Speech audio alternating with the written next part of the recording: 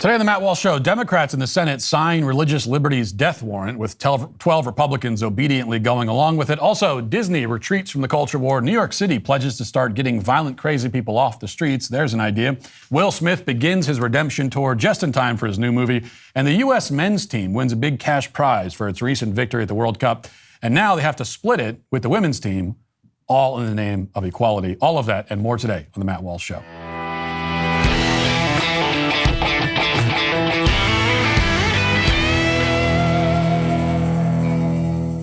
If you're listening to this show, odds are that you put a lot of stock into how you raise your kids. You understand that your children look to you to define their values and their perspectives of the world. That's why it's extremely important that you have a will in place. A will also determines how your financial assets are dispersed, as well as your personal property. It lays out your healthcare power of attorney to ensure that your end-of-life decisions are carried out. So if you're just starting out and you don't have thousands of dollars to spend on an attorney, but you want to make sure your savings, your belongings, and your family are all protected, you have to create your will at epicwill.com today. Epic Will's early estate plans start at just $119, and you can save 10% when you use promo code Walsh. Go to epicwill.com, use promo code Walsh to save 10% on Epic Will's complete will package. That's epicwill.com, promo code Walsh. Yesterday was, we're told, an historic day in the U.S. Senate, a landmark occasion with 61 votes, including every Democrat, plus 12 obsequious, pathetic, lick-spittle Republicans. The Senate officially passed the inaptly named Respect for Marriage Act.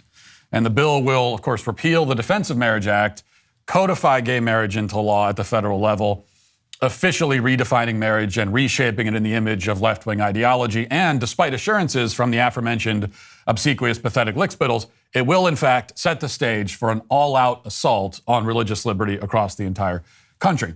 Now, there can only be two reasons for legislation like this to be introduced in the first place, and that's one of them, to destroy religious liberty. It's why Democrats were celebrating the bill as a consequential moment in American history.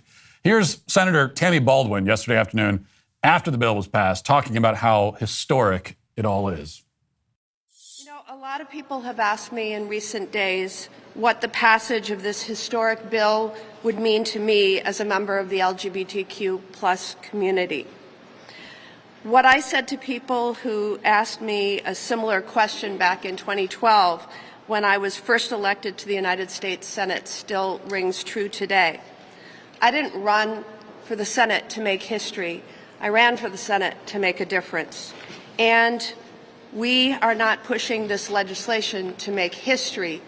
We are doing this to make a difference for millions upon millions of Americans. It's a historic day.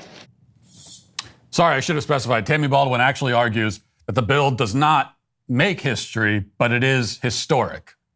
What exactly is the distinction here? This is like the greatest humble brag I've ever heard. You should try that in a job interview, maybe. You know, I'm not interested in making history. I just want to make a difference. What's the difference between making history and being historic? There really isn't one, but Democrats are simply determined to never speak clearly about anything. They are allergic to clarity, it would seem. And yet, in spite of the obfuscation, it's clear what is actually happening here. As I said, there are only two reasons why this bill was written, introduced, and now passed, and will certainly be signed by Biden. The first reason is to virtue signal, and to give Democrats something to do that doesn't involve solving any of the many actual problems that we face as a country. This is reason enough to oppose the bill also, and it ought to have been reason enough for every Republican to vote against it. Because even if you agree with the Democrats on the subject of marriage, you should still see this bill at the very best as in some ways similar to, say, the anti-lynching law that Biden signed last year. In that case, I, of course, agreed with the Democrats that lynching is bad, but I opposed the law because lynching is already illegal, it's already a felony, and it's already a hate crime.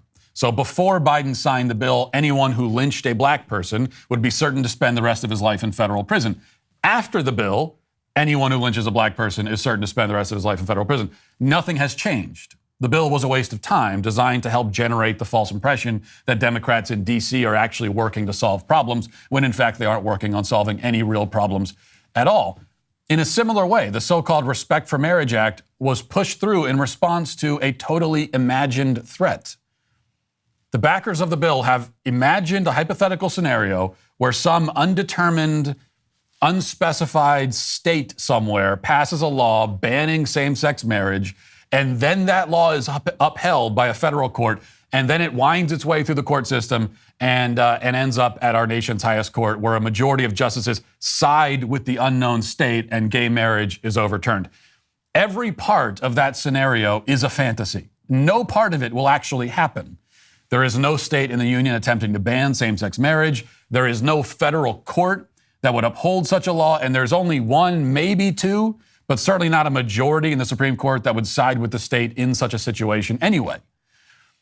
So this law, to begin with, is not needed. And therefore, again, at the very best, it's designed to give Democrats an opportunity to stand in front of the press and congratulate themselves on a historic victory over an imagined enemy. They are once again solving a made-up problem because they don't have the interest or the will or the ability to solve any of the real problems. And in fact, most of the real problems they don't even see as problems. And that's the first problem. And that's issue number one here. But it's worse than that, because I wish the legislation was merely pointless. I wish that it was merely meant to virtue signal. It was merely a waste of time. But it is, in fact, far more troubling than that. As it turns out, the law will accomplish something. Namely, it will accomplish the further destruction and degradation of religious liberty and free speech in the United States. And if you were among the oblivious conservatives who didn't see this or understand it before, hopefully you've now been jolted awake by the fact that 3 attempts to include amendments protecting religious liberty all failed. Okay, there were attempts to put religious liberty amendments on this thing, guaranteeing that religious liberty would not be, this bill would not be used to attack religious liberty, and all those amendments failed. Reading from the Daily Wire, it says, Oklahoma Republican Senator James Langford, who proposed an amendment addressing religious liberty concerns, warned that the language fails to place any restrictions which would cause entities such as nonprofits or faith-based organizations to choose not to provide those services or to abandon their faith. Quote, I encourage everyone in this body to ask a very simple question to themselves. Is today about respecting the rights of all? Langford said on the Senate floor, or is it about silencing some? Senator Mike Lee called on his Republican colleagues in favor of the legislation to include protections for anyone with a religious belief or moral conviction that marriage belongs to one man and one woman. Lee introduced an amendment prohibiting federal bureaucrats from discriminating against individuals, organizations, and other religious entities by stripping away tax-exempt status, licenses, contracts, or other benefits. Quote, instead of subjecting churches, religious nonprofits, and persons of conscience to undue scrutiny or punishment by the federal government because of their views on marriage, we should make explicitly clear that this legislation does not constitute a national policy endorsing a particular view of marriage that threatens the tax-exempt status of faith-based nonprofits, he wrote. As we move forward, let us be sure to keep churches, religious charities, and religious universities out of litigation in the first instance. But neither Langford, Lee, or Senator Marco Rubio's amendment to the bill passed. So that tells you what you need to know. There were multiple attempts to add specific, strong, clear language guaranteeing the religious rights of individual Americans, and those attempts were all rebuffed. Here is Senator Lee explaining more about the purpose of his amendment. Listen.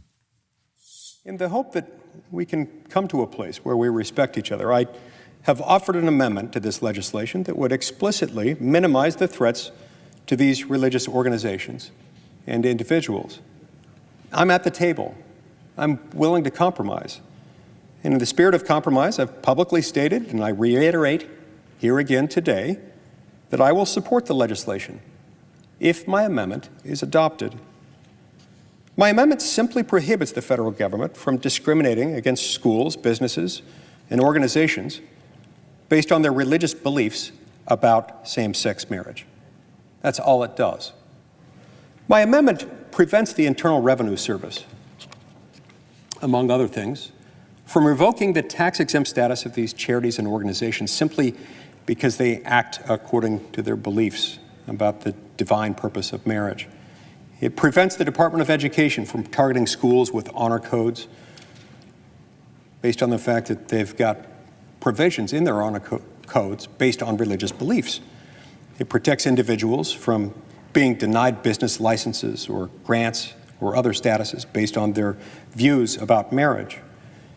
It protects Americans who wish to add who wish to act according to their religious beliefs from being forced to abandon their God-given mandates to love, serve, and care for the poor, the orphan, and the refugee.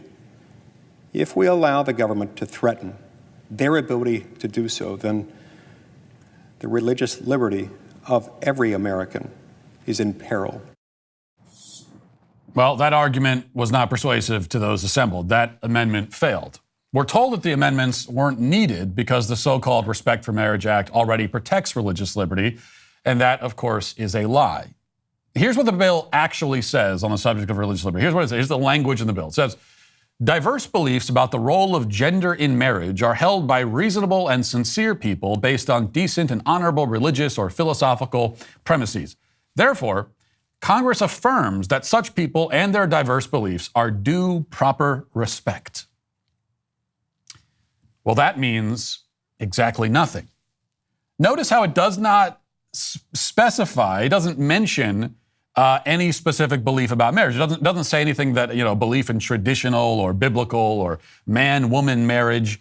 No word like that or term like that is used. It only says that diverse beliefs are due respect. Which beliefs? And what does due respect even mean? I mean, we don't need the law to grant vague and unspecified respect to certain beliefs. Yes, people are free to believe whatever they want. So when you hear from a government, from these people, we're not going to stop you from believing what you want to believe. Well, I know that because you can't stop me from believing something, even if you wanted to. And I think you do want to. Because a belief is something that I carry around in my head and in my heart. There's no law that can govern that directly. So the issue isn't belief per se, but action. The government must protect your right, not simply to believe what you want to believe, but to live out and act out your faith. And this is precisely what the bill does not protect. It's what the amendments that were voted down were supposed to protect, but the bill does not. Also, note that the supposed religious liberty protections in the bill only apply to religious institutions like churches, allegedly protecting their right to not directly participate in the solemnization of a same-sex marriage. I'm skeptical that those protections will be meaningful in practice, but they also don't include the people who actually need the protections. As recent history shows, the left is far more interested in imposing its will on small-town bakers and photographers and florists who prefer not to lend their services to gay weddings. But a bakery is not a religious institution. And yet the baker still has First Amendment rights, or at least he ought to. You shouldn't need to work for a religious institution in order to have the right to live and operate according to your religious beliefs. In fact, if you're only allowed to live by your religious beliefs at church, then you don't have religious liberty at all. And that is the goal here. The left's goal is to contain religious expression, relegate it to certain assigned areas, and then once it's been entirely walled in, that's when they set out to eradicate it completely. This is how it has always worked historically. And now we're seeing it play out again. Now let's get to our 5 headlines.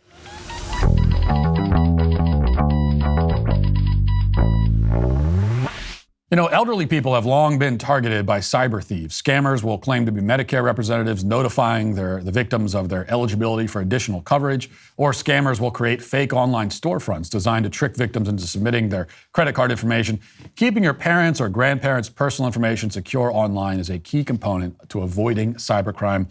It's important to understand how cybercrime and identity theft are affecting our lives. Your personal information gets exposed so often that it's dangerously easy for cyber criminals to steal your identity. Protecting your identity then can be easy with LifeLock by Norton. LifeLock detects and alerts you to potential identity threats that you may not be able to spot on your own, like loans taken out in your name or crimes committed by thieves pretending to be you. If you do become a victim of identity theft, a dedicated U.S.-based restoration specialist will work to fix it for you. Nobody can prevent all identity theft or monitor all transactions at all businesses, but it's easy to help protect yourself with LifeLock. Join now and save up to 25% off your first year at LifeLock.com/Walsh. That's LifeLock.com/Walsh for 25% off. Well, the so-called Respect for Marriage Act, a massive defeat, in the legislature, and a massive defeat culturally as well. That's what it is. There's just no way around it. And don't listen to any conservative who says, "Oh, it's not, it's okay, it's no big deal," because these are very often the same exact conservatives that every single massive defeat conservatives have suffered. They're the ones saying, "Yeah, it'll be fine. No, it's not fine. We didn't need that anyway." Religious liberty, what do you need that for? They said you could still have it at church. Just go to church and have all the religious liberty you want inside those walls. Until a few years from now, when the government comes along and says, "You know what? People have the human God-given right to, a man has a human right. This is a basic human right that a man has to marry another man. And who are you, even in a church, to deny someone their human rights?" So that's the argument that we are going to start hearing. And then when we start hearing that argument, and they actually move finally in a really serious way against the churches, these same conservatives again will say, "Well, it's fine anyway. It's, in your home at least. What do you need to gather together for to express your religious faith? Okay, just stay at your home. There's Zoom church. You can do it on Zoom." Well, no, you can't. You don't have access to Zoom anymore because we took that away because they're not going to let you use it for those bigoted purposes. So just stay at your house. Gather together in your home. Not too many of you, just individual families. That's a defeat. But there was yesterday a victory, much smaller scale, I have to say, but also important. So Chris Rufo has this report. It says, in recent years, the Walt Disney Company has become embroiled in America's culture war. As I've reported, the company has pushed critical race theory in its employee training programs and radical gender ideology in its children's programming. Last week, Disney's board of directors fired CEO Bob Chapek, who lost a high-profile fight with Governor Ron DeSantis regarding legislation restricting radical gender theory in schools, and brought back former CEO Bob Iger to right the ship. Rufo reports, "I have obtained exclusive video of Iger's first town hall meeting with Disney employees in which he retreats from the company's most controversial political positions and moves toward neutrality in the culture war." So I want to go through some of these videos as he's talking to his employees about his vision for Disney going forward. And we'll start with this. Here's Bob Iger answering a question about whether Disney will stay out of, what's Disney going to do about politics? Are they going to stay involved in politics? Are they going to get out of politics? Here's what he says. This is a virtual question. Many cast members had wished that Disney stayed out of politics. Will Disney stay out of making political statements? I think there's a misperception here about what politics is. And I think that some of the subjects that have proven to be controversial as it relates to Disney have been branded political, and I don't necessarily believe they are. I don't think when you are telling stories and attempting to be a good citizen of the world that that's political. Just not how I view it. Do I like the company being embroiled in controversy? Of course not. It can be distracting, and it can have a negative impact on the company. And to the extent that I can work to kind of quiet things down, I'm going to do that. But I think it's important to put in perspective what some of these subjects are and not just simply brand them political. Okay, so that's a little bit, yes, on one hand, he's saying we're retreating from politics, but then he does also offer this qualification that, well, I don't consider some of this stuff to be politics. So that's a classic move on the left, is to say, well, this isn't political or ideological at all, right? To have gay romance storylines in films for kids, nothing ideological or political about that. So you can't tell based on that, is this just his way of actually doubling down and saying we're going to continue in this direction? I think it becomes more clear when he's asked specifically about the battle with Ron DeSantis in Florida and how he feels about that now, upon reflection. Here's what he says. Bob, have you given any thoughts on how to tackle the Reedy Creek situation in Florida? No. I have to get up to speed on that completely. Obviously, I followed the news. That development occurred after I left the company. I was sorry to see us dragged into that battle. And I have no idea exactly what its ramifications are in terms of the business itself. What I can say is the state of Florida has been important to us for a long time, and we have been very important to the state of Florida. That is something I'm extremely mindful of and will articulate if I get the chance. But I don't have the details at all yet about what the ramifications are of the decision that was made by the state of Florida and whether we intend to do anything about it. Okay, and finally, one other clip to play. This is more specifically asked about the Don't Say Gay bill. And remember, this is what this all traces back to, is Disney came out against the Don't Say Gay bill and had this whole battle with DeSantis over it. What they label the Don't Say Gay bill, a bill that we must remember that bill never actually existed, that was invented by the left, just to clarify. It was actually the anti-groomer bill that they had a problem with. But here's what he says about that. All right, another virtual question. What is your stance on the Don't Say Gay situation? Well, first of all, our LGBTQ employees are very important to us, and we care deeply about them. That is a given. Secondly, this company has been telling stories for 100 years, and those stories have had a meaningful, positive impact on the world. And one of the reasons they've had a meaningful, positive impact is because one of the core values of our storytelling is inclusion and acceptance and tolerance. And we can't lose that. We just can't lose that. I think about Black Panther and the impact that had on the world, or a film like Coco. I mean, I could go on, and how we actually change the world for the good. It must continue. We also, when you tell stories, it's a delicate balance. You're talking to an audience, but it's also important to listen to an audience.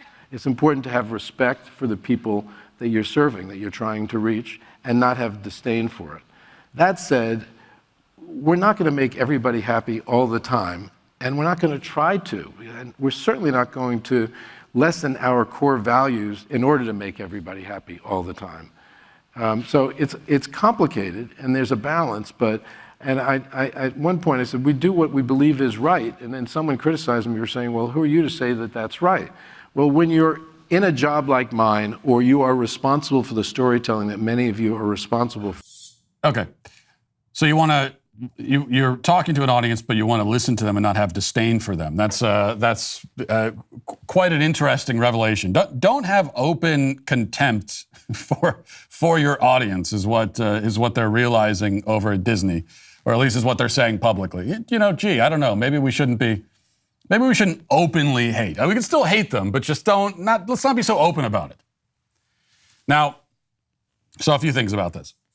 Obviously, it would be quite naive to believe that that this is a sign that Disney is anti-woke now, and that everything he said about politics, don't want to be too involved in that they're going to withdraw completely, and it's going to go back to they're going to start making content like they made in the 1950s, right?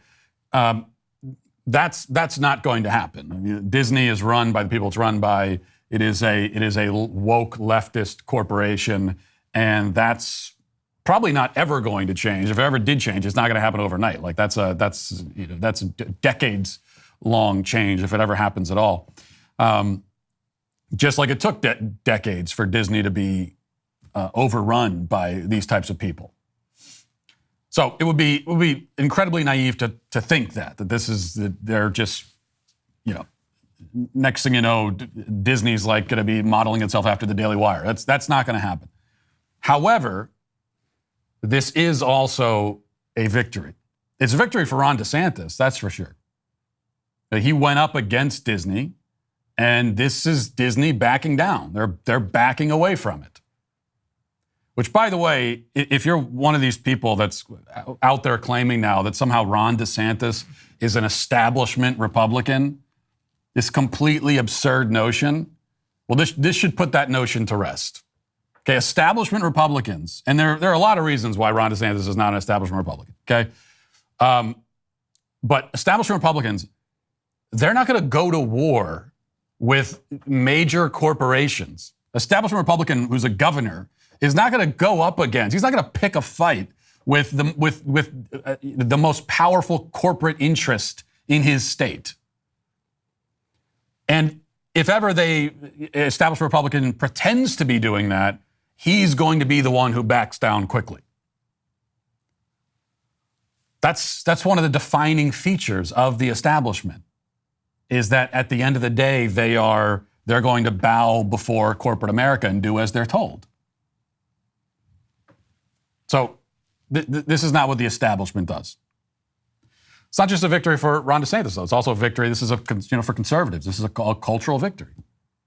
Because even though Disney is not now going to become conservative, they are actually responding to public pressure. That's what they're doing. And now they're going to look for more subtle ways to inject this stuff into their programming, which you could argue is even more dangerous if they're more subtle about it, because you have to look out for it more. And that's true. So we kind of enter a new phase here. But even so, they are responding to pressure. They are backing away. They are crumbling a little bit under pressure. And that's important. And it's important for us to see that we can do that. Like, we have that power. We can put pressure even on these major corporations, and we can force them to respond to it. All right. From the Daily Wire, it says, New York City Mayor Eric Adams said the city will begin to involuntarily hospitalize mentally ill residents. In a press conference Tuesday, Adams announced that first responders in the city would be able to remove people who appear to be mentally ill and pose a danger to themselves. First responders will be able to remove individuals and take them to a hospital for evaluation, and the individuals will be held until a treatment plan is established. Adams says, it's not acceptable for us to see someone who clearly needs help and walk past. For too long, there's been a gray area where policy, law, and accountability have not been clear, and this has allowed people in need to slip through the cracks. This culture of uncertainty has led to untold suffering and deep frustration. It cannot continue. We need to change that culture and clarify our expectations. No more walking by or looking away. No more passing the buck. Going forward, we will focus on action, care, and compassion. If severe mental illness is causing someone to be unsheltered and a danger to themselves, we have a moral obligation to help them get the treatment and care they need. It begins with an immediate shift in how we interpret our obligation to those in need and calls upon our outreach workers to take deeper actions and more intensive engagement. We can no longer deny the reality that untreated psychosis can be a cruel and all-consuming condition that often requires involuntary intervention, supervised medical treatment, and long-term care. So there's a lot of revelations going on here on the left today. On one hand, we've had Disney saying maybe we shouldn't openly hate our audience. And then we've also now got the mayor of New York saying we can't deny reality. Maybe we shouldn't be denying reality. Maybe to some extent we should confront reality, because when there's uncomfortable realities out there, like, for example, the existence of violent and dangerous crazy people, it's an uncomfortable reality. But when we just ignore it and pretend it doesn't exist, it just causes more suffering for everybody involved, including the violent, dangerous, crazy people. So maybe we should confront that reality. And that's what they're claiming they're going to do here. Now, once again, on this story, too, I'm kind of two minds about it. On the one hand, and what I see from most people on the right is that they are applauding this and they're saying, thank you, finally. Like, this is what we used to do with violent, dangerous, crazy people. We had things called insane asylums, and that's where we put them. Okay, if you couldn't get through to them, if they wouldn't respond to therapy and counseling, if they were that, off their rocker, if they were completely disconnected from reality, and they were a danger to themselves or others, then you had places that you put them, because what else are you supposed to do? The only other option is to just leave them out on the street where they're going to victimize themselves and other people. And this used to be what we did.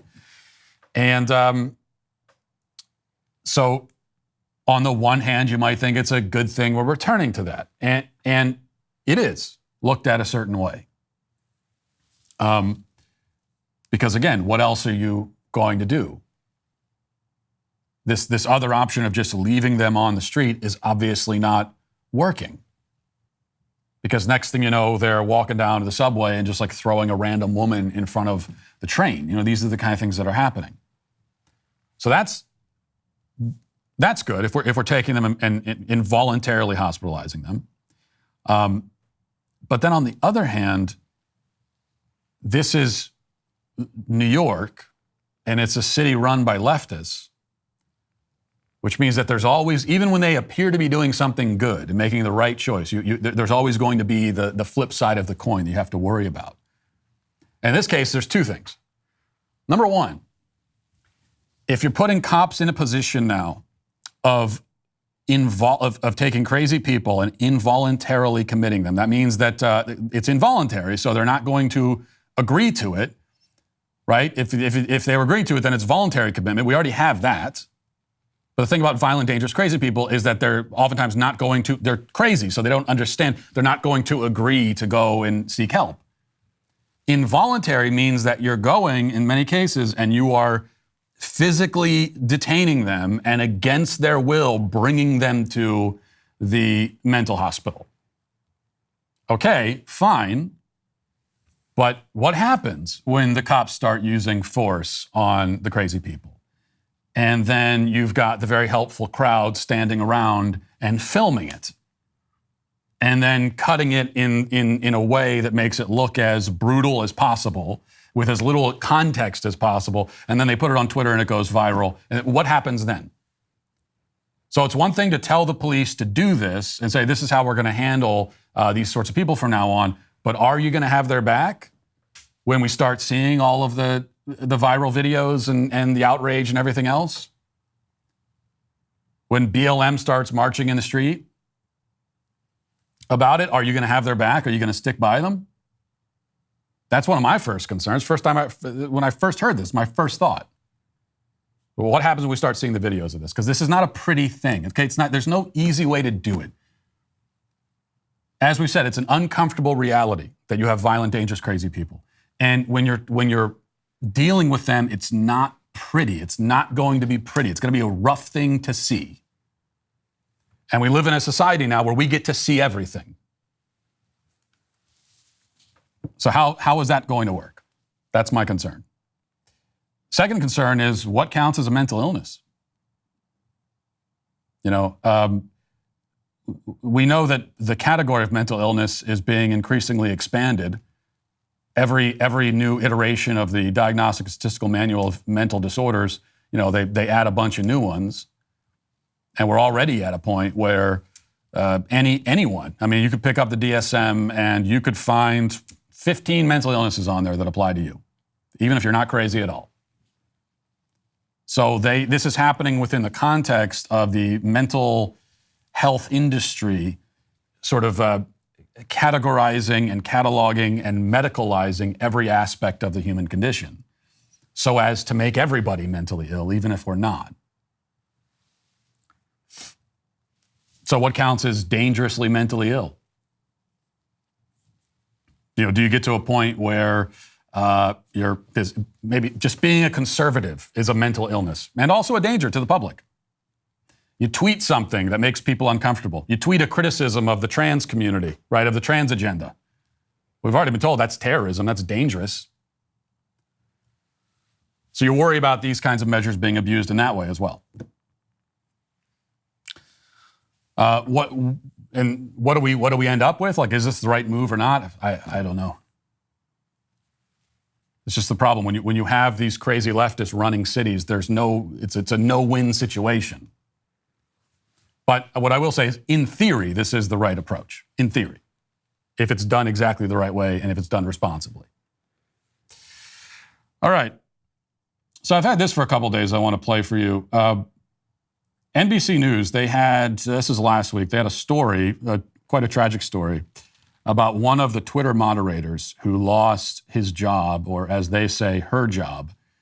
And it's quite revealing to see who was actually in charge of moderating content, who was making the calls on these things, like what counts as inappropriate content. And here's one from NBC. Watch. In her San Francisco home, with some moral support from her dog Biscuit, Melissa Engel follows the rapid-fire changes at her former employer. On the current path, I'm really, really worried about Twitter's future. On November 12th, she learned she'd been let go, first by losing access to her accounts, then an email. She says other former full-time employees have told her they had to sign an NDA to get their severance benefits. But because she was a contract worker, that doesn't apply to her, so she's speaking out. I'm not given a severance package. They can't take that away from me. And I think people need to know about this situation. The layoffs, followed by an employee exodus, came just days before Elon Musk reinstated former President Donald Trump's account Saturday evening. Cal State East Bay professor Grant Kean says the move appears strategic. He gets to say that he's rescuing democracy and reintroducing a certain type of political discourse on Twitter, even while it overshadows for the moment some of the really tough news that people at Twitter have had in the past couple of weeks. While the focus might be on Trump's account now, Kian notes that the absence of employees like Engel who checked content will shape users' experience on Twitter. Those losses of personnel are going to be felt. Just over time, these things build up and the site will become more abusive, more extreme, and less reliable over time. Alyssa Gord, Today in the Bay. Look, we just keep that screenshot up there. Does anyone, you see that person, does anyone think that that individual was fairly, even capable of fairly assessing, what qualifies as offensive content and what doesn't? And of course, when it comes to offensive content, it's subjective. So Twitter is run according to what that person what offends that person. Does anyone think that this could be that person's capable of any kind of objective, rational analysis? Obviously not. It's someone who's confused about their own identity. How could they possibly be able to do anything worthwhile when it comes to content moderation? Of course, if you could simplify the content moderation thing and you make it a lot easier. Michael Tracy tweeted this yesterday, and Elon Musk responded to it, saying that it makes sense to him and he likes it. So Michael Tracy tweeted, Twitter policy in 2015, and there's a screenshot of what the Twitter policy was back in 2015, before media/activists lobbied for the company to become a giant online daycare center. No direct threats of violence. Beyond that, Twitter doesn't mediate disputes between users or remove offensive content. If you feel a law was broken, contact police. And like I said, Elon Musk responded and said that makes sense. And it does make sense, and that's what the moderation policy really should be. It's actually pretty simple. And it was simple on social media in the early years of it. Yeah, we hear that in the early days of Twitter and Facebook, it was like the wild, wild west of the internet. It's not really, because in the wild, wild west, people get shot and killed. That's not happening on the internet. It just means that people can share their opinions. And we can try to complicate it and make it seem much more complex than it is, but there's no reason to do that. Like if I'm in charge of a social media platform, for me, it's very simple. If you cannot directly threaten to kill people, right? Direct threats of violence, that's a crime. It's against the law. You can't do that. So that's out the window. You cannot dox people. And doxing means publishing personal, private information about them, like their address. Can't do that. And that falls under the death threat category. And then the only other thing that I would add is pornographic content. Starting, of course, with child pornography, with which Elon Musk has already done a really good job of getting rid of a lot of that. He's been able to clean almost all that stuff out in just a few weeks, which makes you wonder about the people that were in charge. You're going back to that Twitter moderator that we saw. If it was so easy for Elon Musk to get rid of a lot of this, the child exploitation images, and all this stuff was able to proliferate for years, it makes it seem like Twitter really wasn't trying that hard to get rid of it. Because at a minimum, they weren't worried about that. They were more worried about protecting the feelings of that Twitter moderator that we saw. Men who dress up like women. That was their primary concern. So, child pornography, obviously. should not be allowed. And then if I were in charge, I would also include all other forms of pornographic material as well. I wouldn't allow. But those are definable categories, pretty easy to enforce. Anything outside of that qualifies as an opinion that somebody is sharing, and you should be able to share your opinions, no matter how stupid they may be. And if you really got into the business of saying we're not going to allow stupid and objectionable opinions on this platform, then almost nobody would be allowed to post on any platform. It would be a platform with nobody on it. You want a social media platform with no stupid or objectionable opinions, then it's a platform just with nothing. It's just a blank screen and nothing is happening. All right, do we have time for this? Maybe we do. So CBS has this report. Actor Will Smith says that he would understand if audiences are not ready to see him on the big screen so soon after the infamous Oscar slap earlier this year. On Monday, Smith spoke to Fox 5 DC's Kevin McCarthy about his new film Emancipation, which is set to be released in theaters on December 2nd and start streaming on Apple TV on December 9th. It's his first major project since he slapped Chris Rock on stage at the Academy Awards. And this is a movie, as the title suggests, it's a movie about slavery. Emancipation centers around Smith's character, Peter, an enslaved man who escapes a Louisiana plantation and makes his way north. The film was inspired by 1863 photos of a man whose bare back was mutilated from whippings by his enslavers. Well, even before we talk about Will Smith specifically, I will say that I'm glad we finally have a movie about slavery. Finally, Hollywood is telling this story. Because I think the story has never been told, and we haven't heard about this, and it's just really good. I mean, at the very least, it had been 17 seconds since the last slavery movie, and we know that if there's gonna be a movie about American history, like as far as Hollywood's concerned, this is the only thing that happened in American history. Certainly the only thing that you can tell a story about. So that's great. But Will Smith is kind of on this publicity tour, where he's claiming that I don't care. You don't. If I understand if you don't, if you're still upset, and he's pretending to be apologetic. But then if you listen to what he's saying, it actually doesn't sound very apologetic to me. Here he is with Trevor Noah a couple nights ago. Listen. I guess what I would say, you just never know what somebody's going through. You know, in the audience right now, you're sitting next to strangers. And somebody's mother died last week, somebody's child is sick, somebody just lost their job.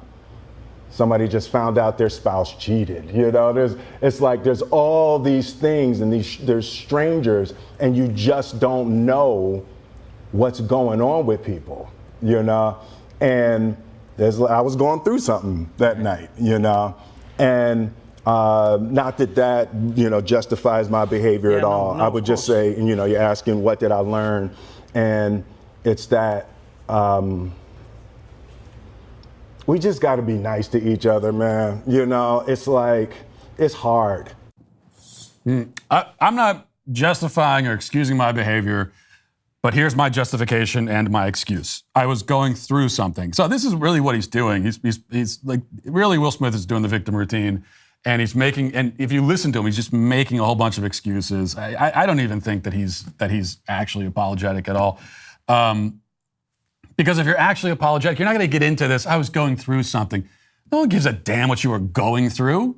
You got up, what you did was so unbelievable. It's like, it goes beyond inappropriate. It doesn't begin to cover it, okay?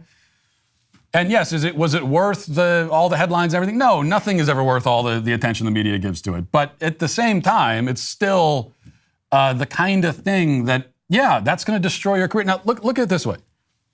Because there is now this move online. It actually seems to me, anecdotally, there's a lot of sympathy for Will Smith. And people say, well, we should forgive him. And he's one of these, putting him in the category of these canceled. He's been canceled.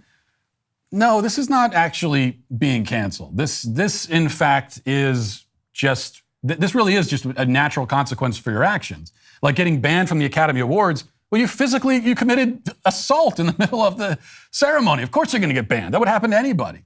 So just imagine if you were like, what if you were at your job and you have some kind of banquet at your job, maybe an awards, they say like some kind of awards banquet at your job, and they're awarding employee of the year and all these kind of things.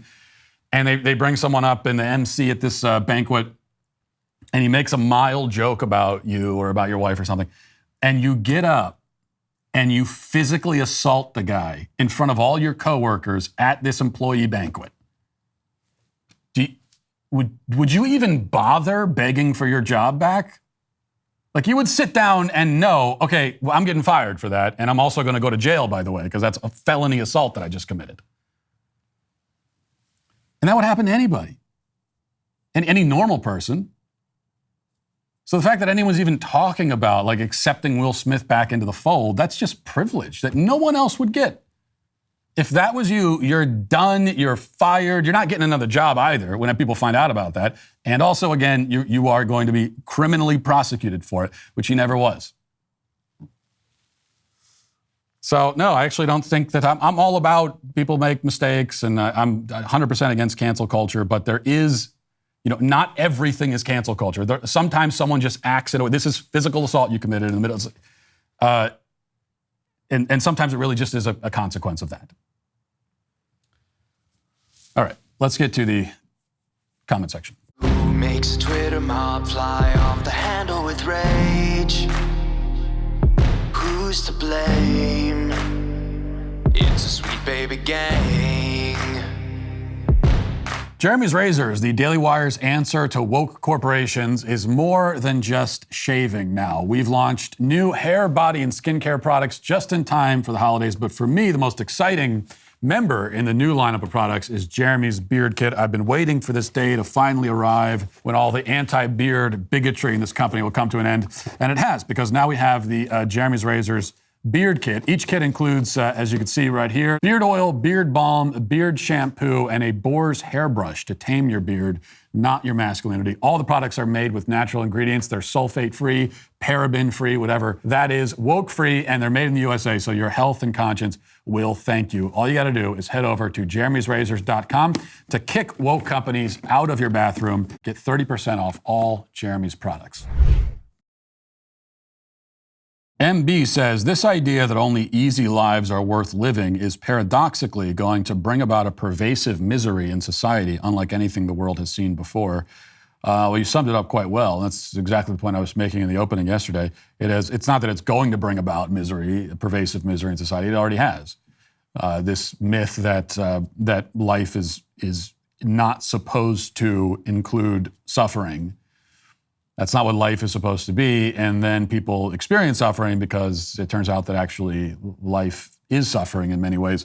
And they experience it, and then they think, well, there's no point in living anymore. I am, they think that, or they think there's something wrong with me. I am broken somehow. The same, that's why I'm always talking about the way that we've medicalized anxiety and depression. And it sends the message that people are not supposed to experience anxiety. And so if you do, then it's a sign, it's a symptom of that something is broken in your mind.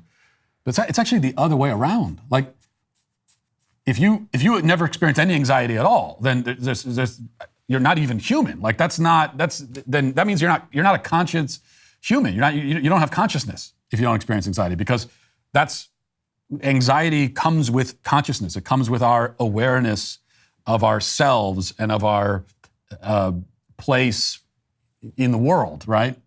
And of the state of the world. If you're aware of those things, it will cause anxiety. All right.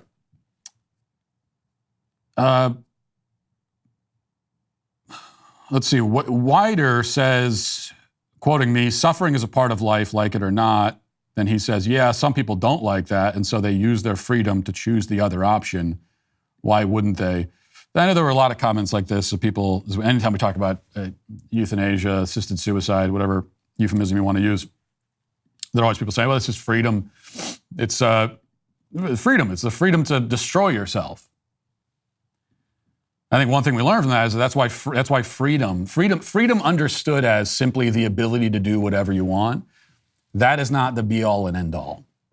And that cannot be what our lives revolve around and what society revolves around. And that kind of freedom also doesn't exist, by the way. That kind of freedom cannot exist in any society. It wouldn't be a society. It wouldn't be a civilized society. Obviously, you're not able to do everything that you want. And when it comes to someone killing themselves, what I would ask you, and for anyone who says, well, this is someone's right, the right to... Okay, well, what if you saw, you were driving along and you saw someone, some distraught, suicidal man about to jump off of a bridge to his death? Would you just keep driving and say, well, that's his freedom, it's his choice. He doesn't want to live anymore. Godspeed, sir. Wave to him as you drive by? Is that what you would do? Or would you stop and pull over and try to persuade him not to jump and tell him that life is worth living? I mean, would you at a minimum call the police as you drive by? I'd hope you'd do more than that, but would you at a minimum do that? Or would you simply wave as he jumps? I think any decent person would try to persuade the person not to do it. Because although you recognize that someone has the freedom, as in has the physical ability to destroy themselves, you also recognize that this is not a good choice and that life is worth living. And the other thing about assisted suicide too, by the way, is that we're not just talking about the choice of the suicidal individual. We're also talking about what the medical profession is doing. So this is first and foremost a question of should the medical profession be in the business of directly and intentionally ending human life? Should that be a treatment? Should the end of human life be a treatment option for human suffering that the medical establishment will potentially provide? It's not a question of should people kill themselves. My answer to that is no, they should not. And I hope that would be your answer too, again, if you were in a position where you saw someone about to do it. But before we get to that question, it's really a question of should the medical establishment be killing people? And my answer to that also is most certainly not. All right. I cannot neglect this. You all know about the hideously stupid deal that I made, the agreement to watch a season of anime, and I've been quite worried about this, distressed about it. But then someone, a valiant member of the SBG, tweeted to me this morning, and this is Joshua Laster. He tweeted, "Hey, Matt Walsh, you're officially the star of the shortest ever anime season, 1 episode, 16 seconds total. You're welcome." So, yeah, this individual has created an anime series. He's completed an entire season of this series. And technically, if I watch this right now live on the air with you, then I will have fulfilled the terms of my deal. So let's watch it. Anime is satanic.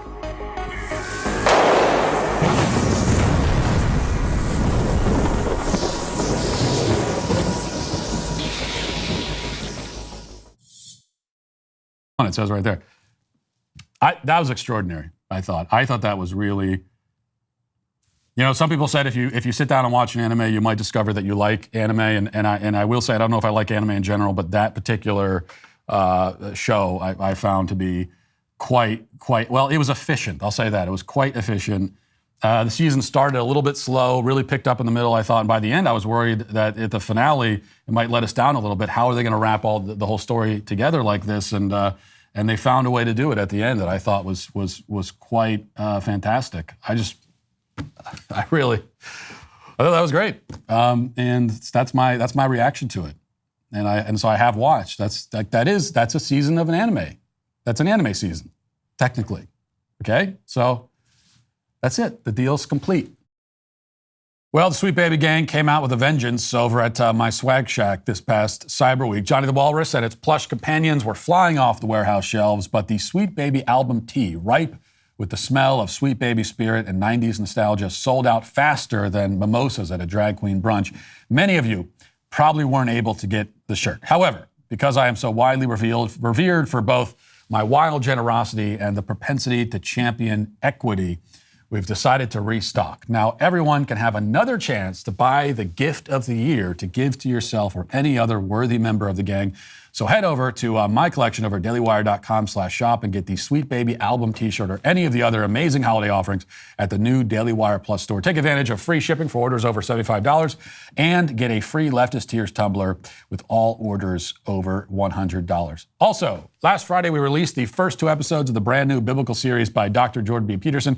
The series is called Exodus, and in it, Jordan Peterson sits down with other scholars to read the book of Exodus and discuss what it means and why it remains significant thousands of years after it was written. Scholars at the table include Dennis Prager, Jonathan Begot, and many more. There will be new episodes releasing weekly, and trust me, you don't want to miss this series. Check out the trailer. In the beginning, God created the heavens and the earth.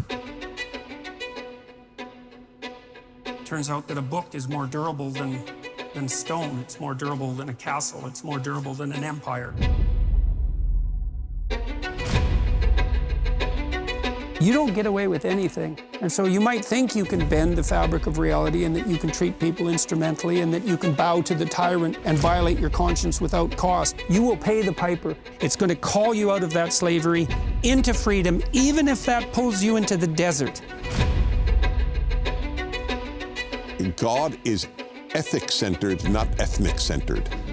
Well, do you want the Pharaoh on your side or do you want God on your side? That's kind of the question.